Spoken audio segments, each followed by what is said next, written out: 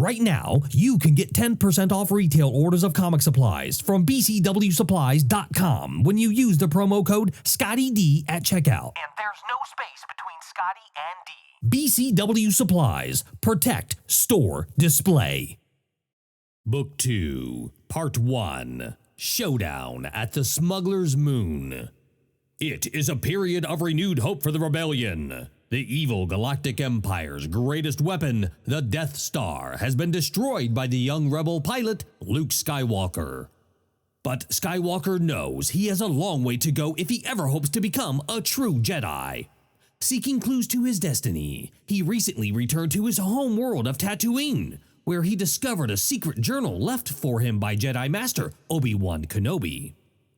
Meanwhile, Princess Leia and Han Solo have encountered some surprises of their own. While searching the galaxy for a suitable site for the new rebel base, they ran afoul of Imperial patrol ships.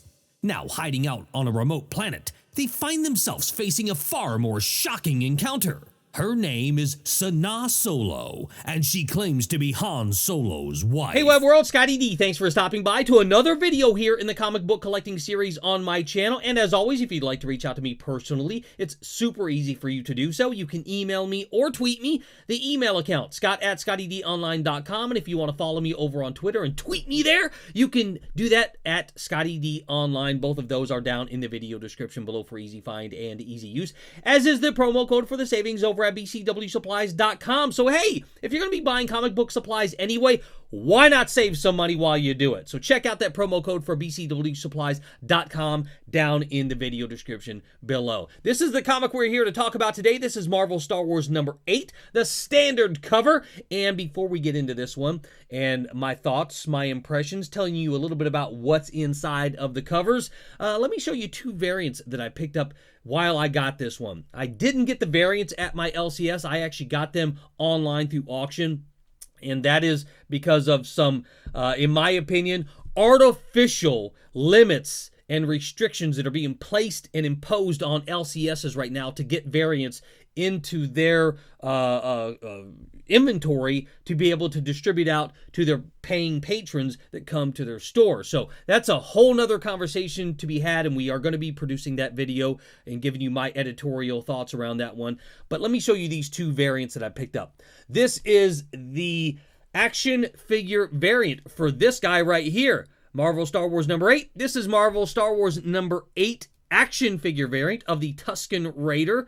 Kind of an iconic character in the Star Wars arena right there, and I'm happy to have this one in my collection. Closing up on the original set of action figures that came out in the 70s for the Star Wars franchise, and that's what all of these original action figure variants are all about. So I was able to get this one through an auction. Through the auction, I paid less than cover price. Imagine that. So I was happy to be able to get it. I would have rather paid cover price and supported my LCS. So, hey, Marvel, if you're watching this, stop imposing artificial restrictions and limits on LCSs to be able to supply their paying patrons with the books that they want into their collection. God, I can't wait to make this video. Anyways, Marvel Star Wars number 8 action figure variant, the Tusken Raider right here. And this one I'm extremely happy to get. This is the sketch cover for the action figure variant for Boba Fett. This is Star Wars number 7. This one is an interesting story. Let me place it over here just for a second so I can talk. This one went on sale directly through the artist's website, John Tyler Christopher. And so when it became public, a lot of people were bracing for the day that they can actually buy this. So myself and some other friends of mine who are serious comic book collectors, we set our alarms. We were right in front of the computers, ready to go. And lo and behold, there were technical glitches in the system that prevented collectors from getting these books into their collection directly at the time of sale. And they sold out fast, don't get me wrong. So if you were not on the website right away and you didn't experience those glitches that happen intermittently through the purchase cycle, you missed it. And now you have to go online to get these things through auction.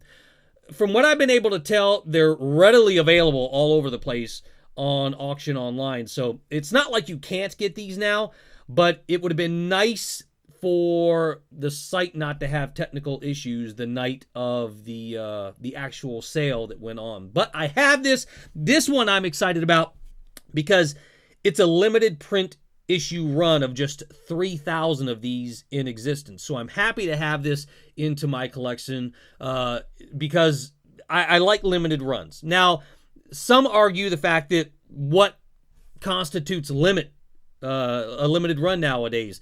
It's all speculative.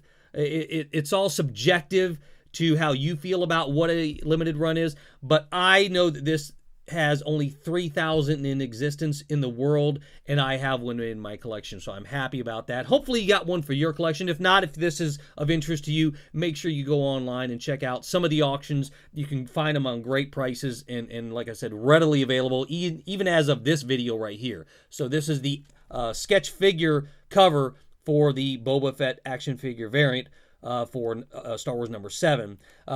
I got to tell you, the camera doesn't do it justice. You've got to get this in your hands to look at it because there are some details on here that you just can't see on camera, and it's nice to see it up close. And all of my comics are in BCW supplies, Silver Age Mylar with Silver Age backing boards, if you are curious on that one. So let me slide this one back over here behind here to protect them, get them all into the stack so I don't let them fall, hopefully. And so let's get on to this one right here, Marvel Star Wars number 8. And last we left off in this book, in book number 7 of the Star Wars series, we had a little bit of a backstory on Obi-Wan Kenobi, and Luke was reading about some of the life of Obi-Wan Kenobi from a journal that he left behind for him to find. And we ended up at the end of that book where Luke was in the X-Wing with R2, and he was like, R2, I need you to fly a little bit longer. I'm not done reading this. And we now catch up in the Monsua Nebula in an uncharted region of the Outer Rim. And the Empire's in strong force right now, patrolling the area, and there are 2 hostile ships identified to the Empire on their radar systems. And so right now in this book, I loved seeing the TIE bombers, the TIE interceptors and the TIE bombers. I love the TIE bombers. Outside of Darth Vader's TIE fighter, I think the TIE bombers are some of the coolest TIE fighters in the entire Empire. They just look cool. They bring heavy arsenal to the fight. And, they're not fast, but they pack a punch. So I was happy to see that the TIE bombers that were in action in the first pages of this book. Because I really like them. So having them in the first pages, good on you for that one. And so they're patrolling, they're trying to bomb what the adversaries, these hostile ships that they see on radar, and we go down to the surface of this planet where the Empire's detecting these ships, and we are now joining back to this Sanaa Solo and the shock factor that has rocked the Star Wars fandom. I've never seen a more controversial character and kind of storyline in the Star Wars franchise since Jar Jar Binks and Who Shot First, Han or Greedo. So Leia is not having any of this drama right now in this lovers quarrel, and obviously is only angry at Han Solo for right now, because we know later on in the story, they fall in love. Rumor has it that they're married in The Force Awakens that's coming out in December. Of course, that's just a rumor. We don't know that to be true yet. We're going to have to wait to see what happens on the big screen. But as the lover quarrel unfolds, the action overhead interrupts things, and Sanaa wants Leia out of the picture. And for those of you who are saying, that's not how you say her name, it's Sana or Sana. Well, you know what? If you go up and you look at the phonetical pronunciation of S-A-N-A, you can even Google it. It's Sana Solo. That's how S-A-N-A is pronounced. Sana.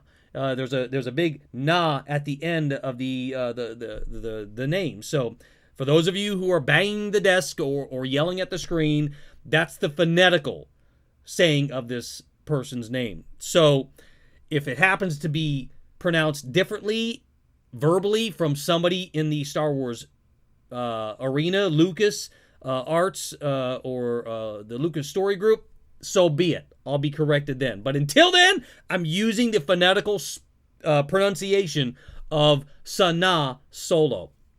So she wants Leia out of the picture. She's a little crazy. Han's like, what the hell are you doing? And so Han's trying to defend himself and the fact that he's saying that Sana's not his wife. And Leia's like, BS, I'm not having any of this stuff. And now we're back to Luke and R2 in the X-Wing. And Luke is showing some immaturities at this point in the storyline because he's really like, I would all of this time with Obi-Wan, and I didn't get trained completely as a Jedi. In this book, really isn't teaching me how to use a lightsaber, and really just showing that rush factor that we know to be of Luke as he's going to be trained later on by Yoda. So now we're seeing him want to get back to some place to feel grounded, but he knows he can't go back to his homeworld, and he knows that the Jedis have a homeworld of their own, so he's on a mission. So what does he do? He goes on a little mini mission to try to find out where the Jedi homeworld is, and makes a pit stop down on this planet, which is not going to be an easy waypoint for him. He goes down to Nar Shaddaa, which is the smuggler's moon, which the streets are riddled with crime and scumbags, and he goes into a bar. And the bar scene resembles a lot to me as the cantina scene in Star Wars Episode 4, A New Hope, when Han Solo and Luke Skywalker, R2-D2, C-3PO are walking into the bar in the cantina, and the bartender says, "Hey, your droids aren't welcome here," and the droids have to sit outside. I get the same feeling here with this bar scene on Nar Shaddaa. So Luke goes in there, kind of explains why he's there. The bartender and the locals are kind of going to set out to kill him and steal him, whatever he has on him. And luckily Luke has his lightsaber and is able to defend himself and halt the aggressors very quickly. And off to the side, someone's watching close and has a great interest in what Luke is doing right now. And there's a lot of figures in the background in this part of the book that I think personally would make fantastic action figures. So hopefully we'll see some of these characters that are in the background show up as action figures in the future. I don't know, one can hope. But all of a sudden the bartender, who has horns on his head and resembling a lot like Darth Maul. So you've got to wonder, is the bartender from Dothamer? I don't know. Looks like Darth Maul, just a lot bigger. But the bartender is showing some interest in a sarcastic way now that he sees Luke has a lightsaber. And they get into a back and forth banter about, I'll help you, but for a price. And Luke's like, you're not going to get my lightsaber because it's my dad's. And the bartender says, so what? This bar was my dad's. And it's a lot of back and forth. Who cares? Get on with the story. And so Luke disagrees with the barter that the bartender sets forth. And the bartender's like, well, kill him anyway then. And take his lightsaber. So the character that's watching off to the side is there, and Luke says something to the fact, you can have my lightsaber when you pry from my hands. And this character that's off to the side uses something like the Dark Force to pull Luke's lightsaber away from him and takes off. And now Luke's on a chase, and everybody else is running trying to get this lightsaber. Now we're jump cutting back to Han, Leia, and Sana. And Sana seems to be working for the Empire at this point and has some ideologies of what she's going to do with Han. And Han has to quickly think about how to defuse this situation right now. But as usual, Leia steps in the strong type of person that she is, and takes control of the mess really fast. And right now, when all of a sudden there is a barrage of TIE fighters that are coming down from above, and what an awesome page of artwork this is in this book. Certainly one of my favorite cells in this book by far. I'm not a big fan of the Empire. I'm more of the light side of the Force, not the dark side, but this is just a really cool scene in this book. And that's where the book ends. So a lot of action happening really fast.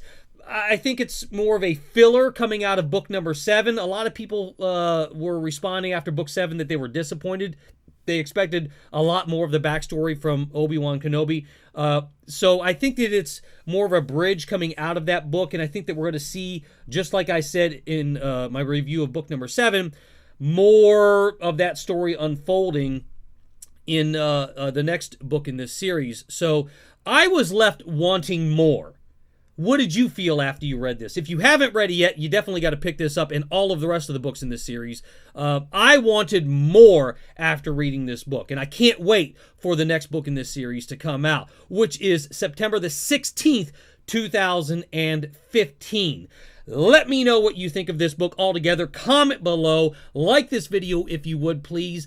Definitely share this video with somebody that you know. By sharing the video and all of the videos here on my channel, it creates organic growth in the channel, which is definitely something that I'm seeking these days, getting more organic engagement, more interactive engagement. So definitely comment below on this and all of the videos here on my channel. If you haven't yet subscribed to my channel, please do so. It's real simple to become a subscriber. Go on over to the main YouTube channel page for my channel. Click on the subscribe little icon.